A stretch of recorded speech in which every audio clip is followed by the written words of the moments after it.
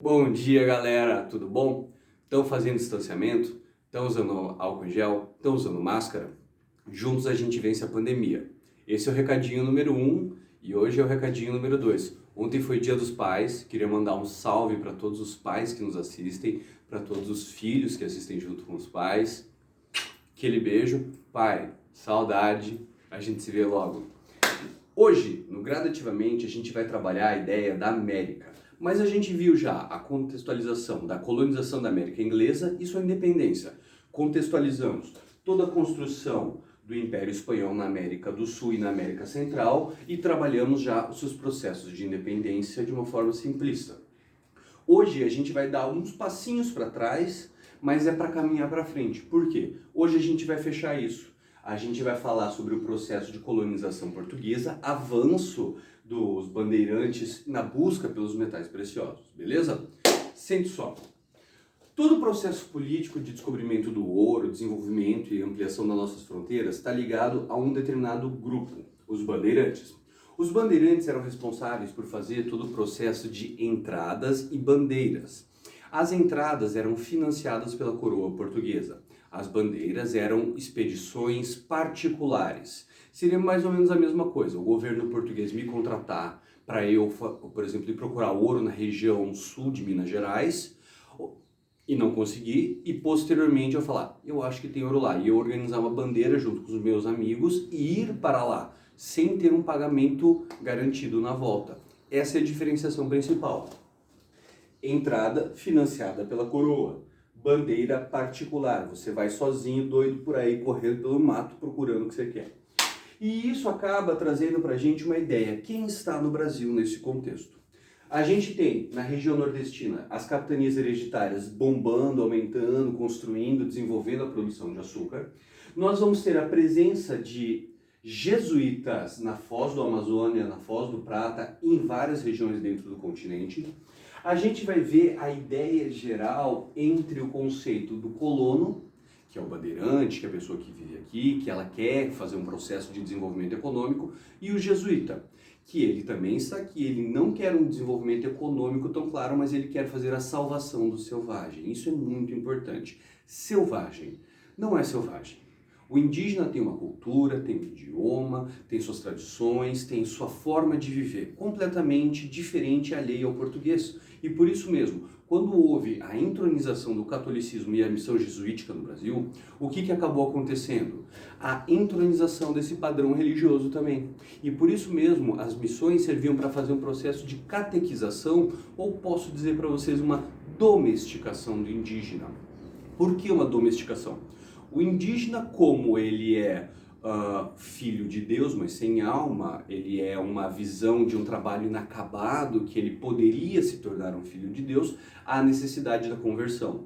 E quando isso acontece, os jesuítas vão acabar trocando muitas experiências e conhecimento com os indígenas, e assim obtendo conhecimentos que os colonos não tinham. E isso mostra já a diferenciação de objetivos. A gente tem uma rivalidade entre os colonos e os jesuítas. Eles têm objetivos distintos. Os jesuítas querem catequizar, converter, levar a fé. Já o colono quer escravizar e utilizar a mão de obra indígena. Percebeu o nosso paradoxo? Em 1570 é estabelecida a Guerra Justa no Brasil. O que significa uma guerra justa de fato? Significava que os portugueses iam atrás de indígenas, aqueles que se rebelassem contra eles poderiam ser escravizados. E aqueles que já tinham sido domesticados, sempre faço aspas para domesticação porque eu acredito que não existe isso. Cada grupo tem a sua identidade, sua cultura, mas são encontros de mundo. Você tem um português que nunca viu um índio e você tem um índio que nunca viu um português. Então são mentalidades diferentes, pensamentos diferentes, concepções de vidas diferentes. Percebam que na América os indígenas não davam valor para o ouro. Na Europa, os europeus dão um valor absurdo pelo ouro. Então a gente começa a perceber como são mundos e mentalidades diferentes. Seguindo, a partir dessa guerra justa, todos aqueles indígenas que contra-atacassem os portugueses, eles seriam escravizados. E isso mostrou para uma ideia de guerra justa, porque diretamente eles estão se comportando mal, então temos o direito de escravizar eles. Essa é a mentalidade. Mas é uma guerra injusta. Um português tem uma arma, uma espada, um índio tem um arco e uma flecha. E aí? O que é justiça nesse mundo, né? Continuando. O Nordeste está produzindo açúcar e está desenvolvendo todo esse processo até a Guerra de Restauração acontecer na Europa, fazendo que houvesse o fim da União Ibérica, que o Tratado de Tordesilhas, que é o que dividia Portugal e Espanha, tinha sido anulado. Posteriormente ele retoma, e ele não retoma de forma total, porque essa linha não vale mais. Porque os bandeirantes começaram gradativamente a procurar andar pelo território. E assim eles simplesmente vão conhecendo novos grupos indígenas, vão dominando, vão escravizando os mesmos, também vão procurando riquezas, e isso vai acabar demonstrando o quê? Que essa separação dos reinos vai ser feito historicamente pelo Tratado de Madrid, que vai ser o tratado que vai pegar basicamente na ideia de onde houver uma missão portuguesa, nós vamos acabar desenhando o território brasileiro. Eu sei, não está muito bonito, eu não sou um grande desenhista. Mas a ideia é que definimos a nossa fronteira com as fronteiras espanholas. Então agora a gente sabe que Potosí, as minas de prata estão fora do Brasil. Mas nós encontraremos ouro em Minas Gerais e Goiás e Mato Grosso. E isso simplesmente vai modificar o paradigma econômico e a mentalidade. Por quê? Gradativamente o Tratado de San Ildefonso vai vir aqui para fechar a questão dos 7 povos das Missões e Corrientes, e posteriormente o Tratado de Badajoz, no século XIX, 1801. Aí a gente tem as fronteiras fechadas do Brasil. Mas a imigração portuguesa começou a aumentar por quê? Eles encontraram ouro. Esses mesmos bandeirantes que vão acabar sendo vítimas dos portugueses na Guerra dos Emboabas. Posteriormente, a gente vai ver que esse ouro é o único ciclo na história do nosso Brasil que traz uma mobilidade social de fato. Você era uma pessoa pobre que podia se tornar rica de um dia para o outro, se você encontrasse ouro em grandes quantidades. Mas entenda que para explorar o ouro não é tão fácil assim. Por quê?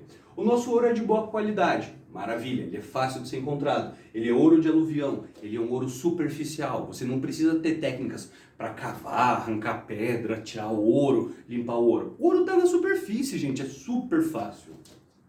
E aí começa o início da exploração. E por isso que eu falei, imigração portuguesa. A população estimada do Brasil era de 200 a 300 mil pessoas nesse período. Com a palavra ouro sendo clamada em toda a Europa, em Portugal especialmente, encontraram ouro no Brasil.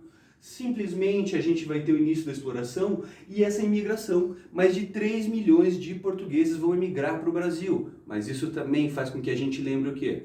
Após a Batalha dos Guararapes, a gente viu a junção dos povos indígenas, dos povos portugueses, dos colonos, holandeses, todo mundo estava aqui com uma ideia única. A gente pode perceber isso como uma ideia de nação. Os portugueses vêm para se autoafirmarem como colonizadores e para fazer a exploração do ouro. E nisso eles vão desenvolver vários sisteminhas diferentes, como a intendência das minas, a questão da imposição dos impostos, do quinto, da finta, que já falei anteriormente, mas a gente vai falar na próxima aula de novo. O conflito e os tráficos internos de escravos. Por quê? Após a saída dos holandeses, a gente tem muita mão de obra parada oriunda aqui. Porque os holandeses pararam de representar o nosso açúcar. Então a gente vai trazer esses escravos para as regiões onde são encontrado ouro. E assim a gente vai acelerar esse ciclo. Trazendo cada vez mais uma ideia de progresso? Não. Retrocesso. As casas de fundição são instaladas, que vão gerar revoltas. A gente vai ter a revolta de Felipe Melo e posteriormente a Inconfidência Mineira. 3 pontos extremamente importantes para você lembrar dessa aula. Primeiro ponto, a ideia dos bandeirantes. Você sempre tem que ter essa dualidade. Eles foram vilões, eles foram heróis. Sempre existe essa mística ao redor deles. Mas entenda, entrada é financiada pela coroa, bandeira é particular e a presença dos jesuítas é comunal no nosso território. Segundo ponto extremamente importante, lembrar que com o fim da União Ibérica houve uma inversão de capitais dentro da colônia. Começou-se a tentar achar uma alternativa de riqueza. E o terceiro ponto mais importante, mobilidade social. Na história do Brasil, nenhum outro ciclo trouxe tanta riqueza, tanto progresso de fato, assim, de uma hora para outra. No seu ouro. Vai ser a aula 10 de amanhã, galera, tá bom? Beijão para vocês, até mais.